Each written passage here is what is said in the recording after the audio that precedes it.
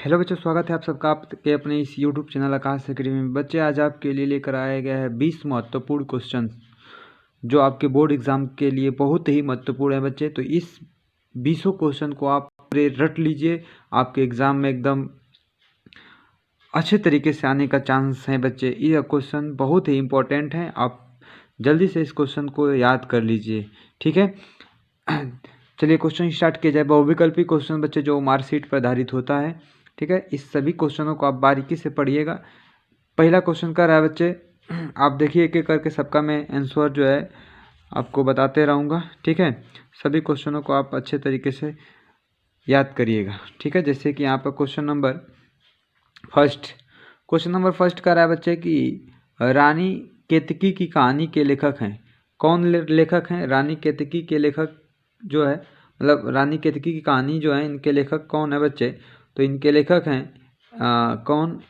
ईसा अल्लाह खान, ठीक है ना, इंसा अल्लाह खान, ठीक है ना।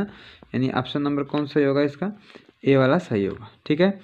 इसी प्रकार से दूसरा क्वेश्चन बच्चे का रहा है, महावीर प्रसाद द्विवेदी ने किस पत्रिका का संपादन किया था? तो महावीर प्रसाद द्विवेदी ने यहाँ पर देखा जाए तो सरस्वती पत्रिका का जो है कि संपादन करने का कार्य किए थे। इसके बाद शुक्ल युग की अवधि है। शुक्ल युग की जो अवधि है ये कब से कब तक है? तो 1919 से लेकर के 1938 ईस्वी की जो अवधि है ये शुक्ल युग की अवधि कहलाती है, ठीक है। इसके बाद क्वेश्चन नंबर अगला कह रहा है, शुक्लोत्तर युग के रचनाकार हैं। तो इनमें से कौन शुक्लोत्तर युग के रचनाकार हैं? तो राम विलास शर्मा जो हैं ये शुक्लोत्तर युग के जो है कि क्या हैं? रचनाकार हैं। आगे क्वेश्चन है, काव्य के भेद होते हैं। काव्य के कितने भेद होते हैं? तो काव्य के जो भेद होते हैं बच्चे, यह होता है 2 भेद होते हैं, ठीक है।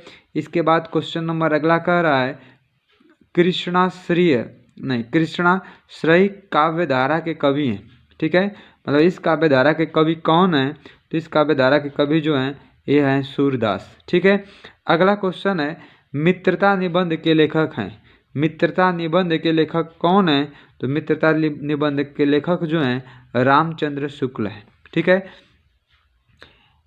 इसके बाद बच्चे क्वेश्चन नंबर अगला कह रहा है, पृथ्वीराज रासो रचना के कवि हैं। पृथ्वीराज रासो जो रचना है इसके कवि कौन हैं? तो यह जो है चंद्र बरदाई, ठीक है।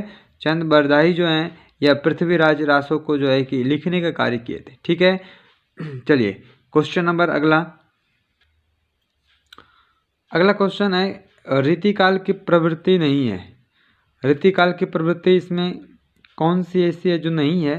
तो यह बच्चे जो रीतिकाल की प्रवृत्ति नहीं है यह है, आपको अगर बता दिया जाए तो इसमें जो आंसर होगा यह होगा भक्ति भावना की जो है प्रधानता। भक्ति भावना की जो प्रधानता है यह रीतिकाल की प्रवृत्ति नहीं है, ठीक है। इसके बाद ध्रुव स्वामिनी नाटक के रचयिता हैं। ध्रुव स्वामिनी नाटक के रचयिता आपका जयशंकर प्रसाद है। कौन है? जयशंकर प्रसाद। इसी प्रकार से अगला क्वेश्चन कह रहा है, लाज न आई आपको दौरे आए हूँ साथ उक्ति किससे संबंधित है? ठीक है, यह किससे संबंधित है? तो यह जो संबंधित है यह तुलसीदास से संबंधित है, ठीक है। चलिए इसके बाद क्वेश्चन नंबर अगला देखा जाए, अगर यह क्वेश्चन कह रहा है पंचपात्र रचना की विधा है, ठीक है। तो यह विधा जो है किसकी है? निबंध की है, ठीक है, यह ध्यान रखिए। आगे कह रहा है प्रेमाश्रयी कवि ने किस शैली में रचना की? तो कौन सी शैली में रचना की है? ठीक है, तो यह पूछ रहा है कौन सी शैली में रचना की है।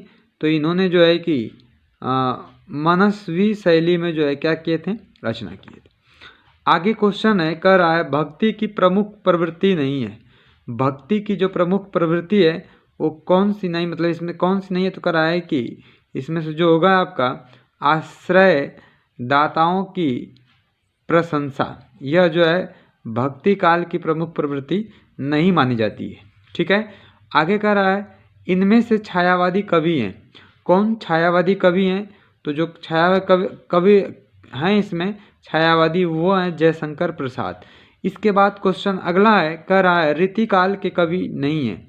तो रीतिकाल के जो कवि नहीं है इसमें से यह है अज्ञेय। ठीक है, इसके बाद क्वेश्चन नंबर अगला कह रहा है आदिकाल की अवधि है।